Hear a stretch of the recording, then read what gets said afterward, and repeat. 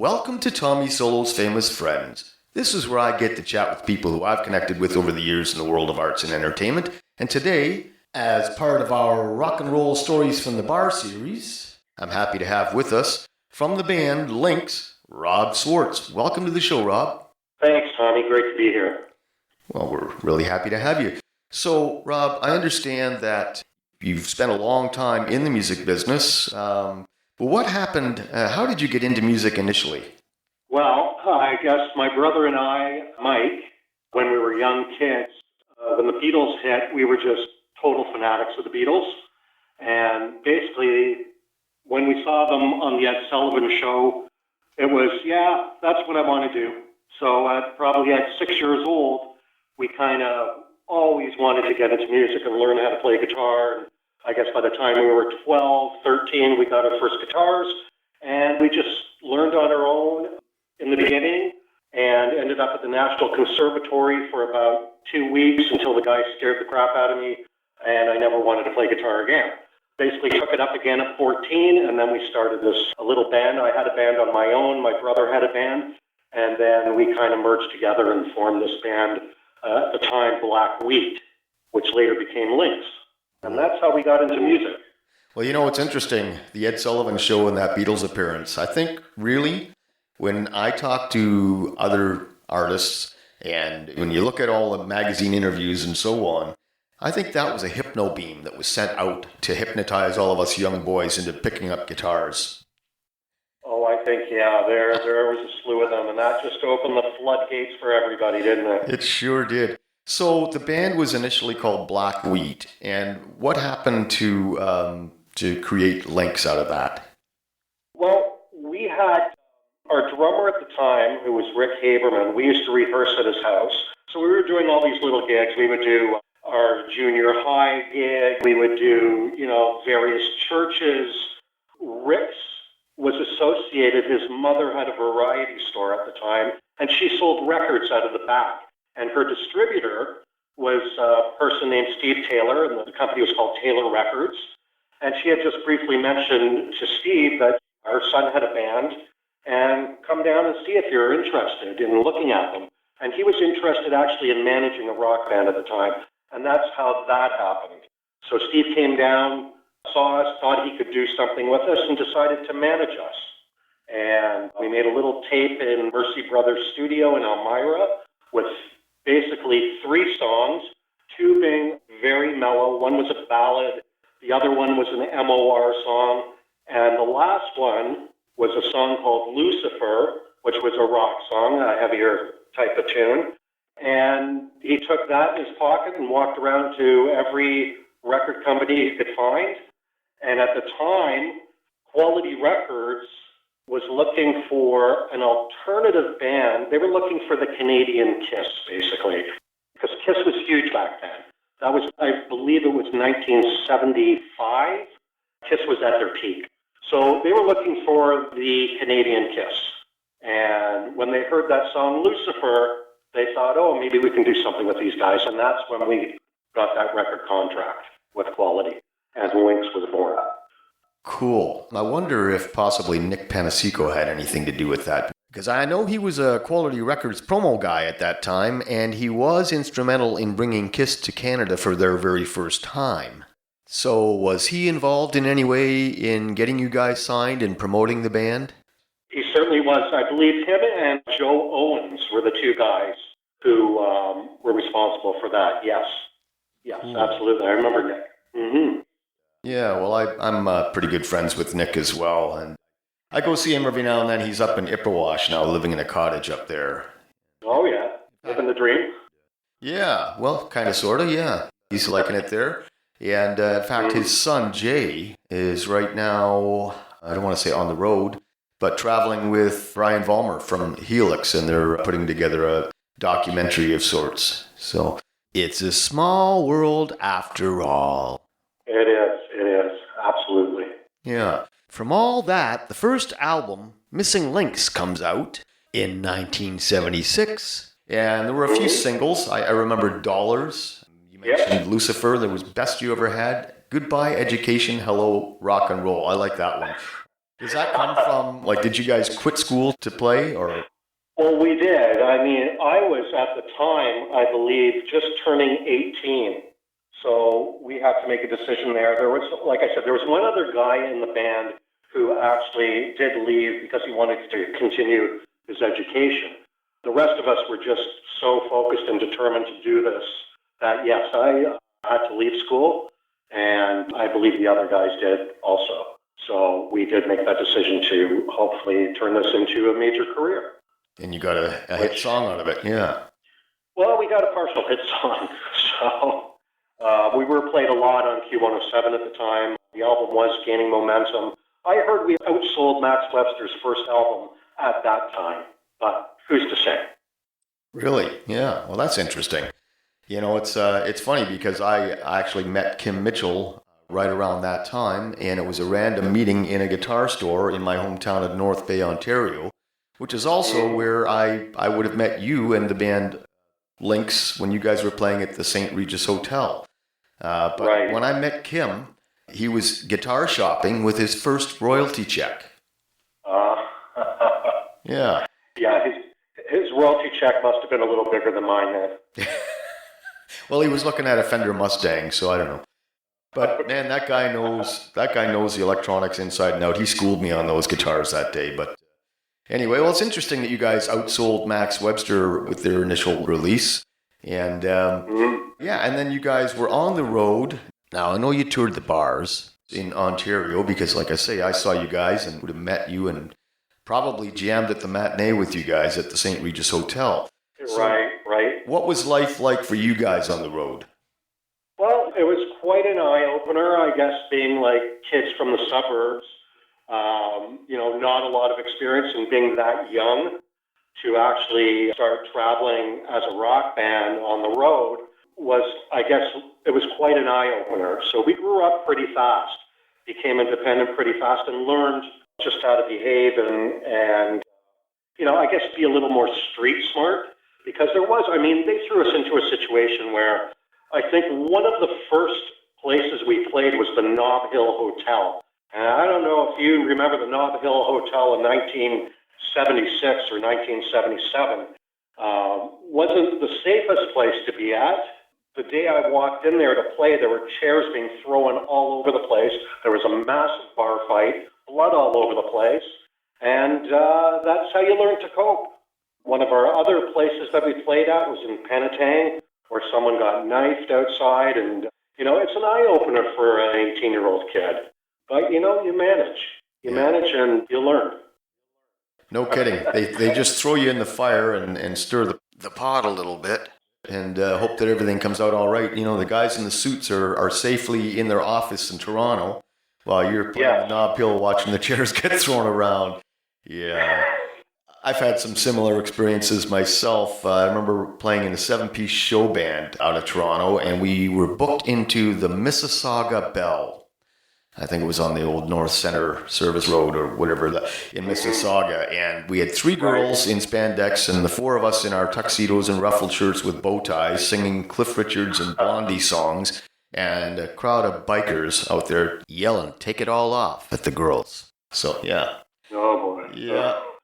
We played at, now let me get this right, because there was 3 different bars. There was the Gasworks, there was the Forge, which was upstairs, the Chimney, which was upstairs of the Gasworks, and across the street was a bar called the Forge. Now, the Forge had a stage that you had to go upstairs on the stage. So you were overlooking the audience. And when we were playing there, halfway through our first set, all of a sudden the power goes off. And the whole bar goes dark. And within 1 minute, there's a massive bar fight going on below us. And we're just peering over, looking at everyone, like knocking the crap out of each other. And then all of a sudden the lights go on and it stops. People go back to their tables. We start playing again. Power goes off a half hour later and the same thing happens again. As soon as the lights go off, another bar fight breaks out in the whole bar. Chairs going all over the place, people getting punched in the face. And we're just looking at it from above going, wow. This is life, huh? You got the balcony seats to the fights. We got the front row. Yeah, life in rock and roll. Oh, it's fun. Yeah, no kidding. Yeah, and that's, and people, they'll buy the record, or they used to buy the records, or they'll watch the video and they think, oh, these guys are living the life of Riley, and like it's all champagne and caviar. Meanwhile, you're trying to fight your way out of Timmins, Ontario, or whatever. Yeah. Trying to start the car in minus 50-degree weather. Yeah. Being stranded in Kapuskasing, Oh, yeah. The car wouldn't start. Boy, those were the days, eh? Yeah.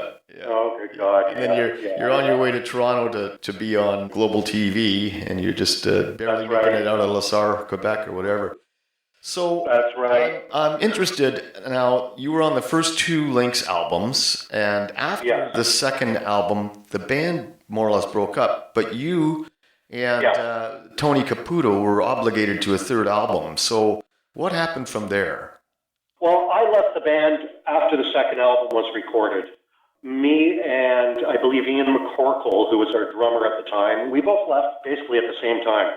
And they went on to do a third album. So the band changed again. I mean, there was different incarnations of this band. There was the first one, which, consisted of my brother and myself and the original band. And then the next one was just me from the first incarnation with Tony and Ian and Norm Paulin doing our own thing. And then that band morphed after I left and Ian left into a new band with Tony and a bunch of other people. So there were three incarnations. And that last album, I believe they recorded that in LA. And it didn't really do too much. So was that last album We Are the People? Yes, that is We Are the People, and I believe that was the end of the end. Okay. Now, which album? There was an album, I don't know if it was the first one or the second one. It was a very controversial album cover. And it. I know where you're going. I remember the promo for it was something like the best 12 inches. It was called the best 12 inches she's ever had. Yeah. Basically, a vinyl record was 12 inches. Nobody knows that, but it's the vinyl record. What else are they thinking, right? Yeah. That was done by a girl by the name of Avril Lund, who was Miss Penthouse of 1977, I believe, or 76. Sorry, I can't get the exact date right. But she was the one who was the model for that ad. And that was all over the place. You'd walk into Sam the Record Man downtown, and those things were plastered everywhere. I think every 14-year-old kid had one of those at that time. So, yeah, that was a very interesting ad, very controversial for the time. Women's Lib we had at the time was picketing the gasworks when we played there one night. Yeah, they didn't like that, but all the 14-year-old boys loved it. Yeah, I don't think you could get away with a poster like that today, though. I don't think so. Yeah, it was very, very controversial. Yeah. All that said, so the band broke up and everybody moved on. Mm-hmm. But it would appear that you are now carrying the banner as far as anything Lynx is concerned. Yes. Yeah, I just made a little fan club on the side. If anybody remembered the band, it's a Facebook page just called the Lynx Fans. So there is a lot of things that have come out. I've done an interview with a couple of people who's writing books on 70s rock, Canadian rock. So there are a couple things, and we had talked with Tony at one point about reuniting the band, but Tony, I believe, lives in Spain, and it's just a hard thing to get going right now. So, but who knows? You never know. Never say never. Look at the Stones. Come on. Well, it's very sad news about Charlie Watts, but very sad. Yeah, it's interesting. We never really know what's going on, but I remember recently, within the last month or so, seeing a headline that said Charlie Watts will be unlikely to join the Stones on their next tour, and the next thing you know, he's gone. Yes. Yeah, they knew something everyone else didn't know. So. Yeah, very, very sad. Very sad. Yeah, another story. I'll give you another little story about road life and about Lynx and how we were kind of managed. At one point, we were supposed to do a world tour with Kiss. Quality Records was arranging that one. And at the last minute, Kiss decided yeah, you know what, we don't want one band to tour with us. We want a bunch of bands. So they kind of dumped that idea. But the couple of weeks after that, we got a chance to back up Peter Gabriel at the Montreal Forum. And that was 1976. So we played that gig with Peter Gabriel at the Montreal Forum, backed him up. 2 weeks later, we come back to Montreal and we're playing the Mustache Club. And I don't know if you've heard of the Mustache Club, but that's another place which isn't the greatest to play, but it was right across basically the road from the Montreal Forum. So you got 1 week where you're like on top of the world, the next week you're back in a club, playing to like 100 people. Yeah. So you go from 30,000 to 100 all in a week. I get you, man. I can remember one time with the show band, we did a corporate gig where they literally were serving caviar. And the next week we were on our way to the Queen's Hotel in Hearst, Ontario. Oh my God. Everyone played the Queens. Apparently so, yeah. Yeah, every town has one. Yeah, so I'm curious now, have you done any musical work since Lynx? Like, have you played in any local bands or any of that? Well, I have a band right now. We gigged maybe about 2 years or so ago. We started doing some gigs, and we're called Midlife Crisis, ha ha ha. And we do a bunch of cover tunes. Never got into the originals again, not in the last 20 or so years. We had a band right after Lynx. We had a band called Wales. We got a grant from, I guess there was an organization back then called SERPA. And if you put in your tape to SERPA, they would review it and say, oh, you know what, we'll invest in you guys. So we got $6,000-7,000 way back when, I think it was 1980, to actually do another album. And it was my brother and I and a friend of mine, Chris Kennedy, who is a bass player, that were writing songs, original songs, and we got this thing halfway done and just kind of disbanded. So that was about it. And after that, like I say, I formed this band, Midlife Crisis. So, never really got into it again full time. It's an interesting, and for the kids today, SERPA would predate Factor. So It's interesting that you got the grant and then things fell apart. Now, I know today with Factor, you have to really be very detailed and stringent with your paperwork. How was it that complicated back then, or was it just a matter of sending the tape and then they... No, it was just a matter of submitting the tape in, and it just landed to the right person, I guess, and we got that money. And I remember the guy who engineered the first Lynx album, whose name was Brian Bell, actually had a 24-track studio in his house. So he was the one who we started working with on the production of this album we were working on. But just circumstances, it just did not get there. And that was that for music. I mean, I had to work after that. I had a daughter. And, you got to get a real job. What's this music thing? Yeah, and the thing is that for most of us, there's kind of an expiration date. We're not teen models into our 50s, so... Yes, that was my main fear. My main fear when I was in my 20s about being in rock and roll and music and playing bars is, can I see myself at 50 years old starting to get arthritis and playing in bars still and just not making that goal? That was my main fear, and I thought, I don't want to get to that point where I'm at that age and go, uh-oh, now what? So I had to get a real job.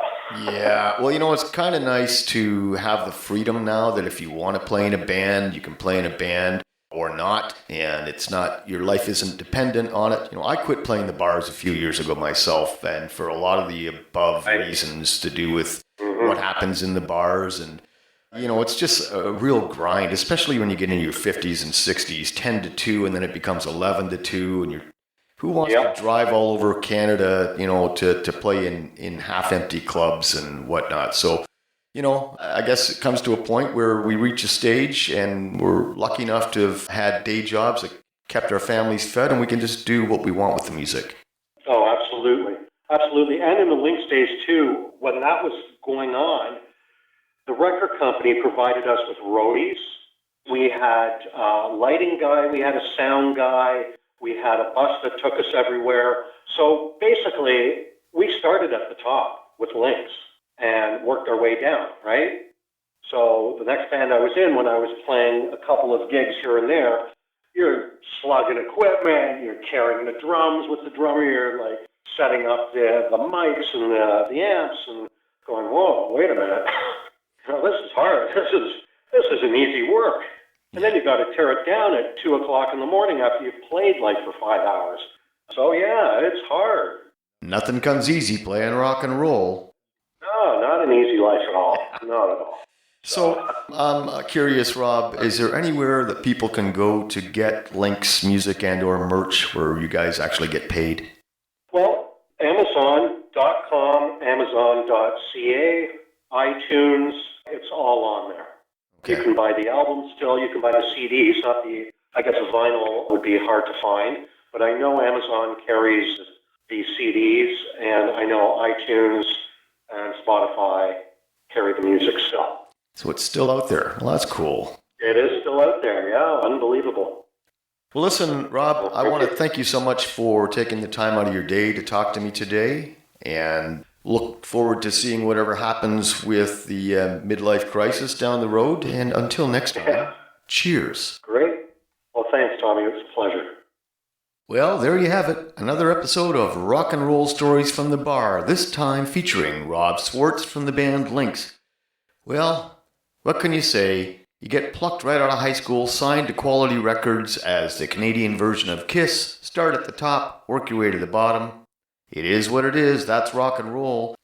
Now here is the song that got Lynx signed to Quality Records, Lucifer. Enjoy.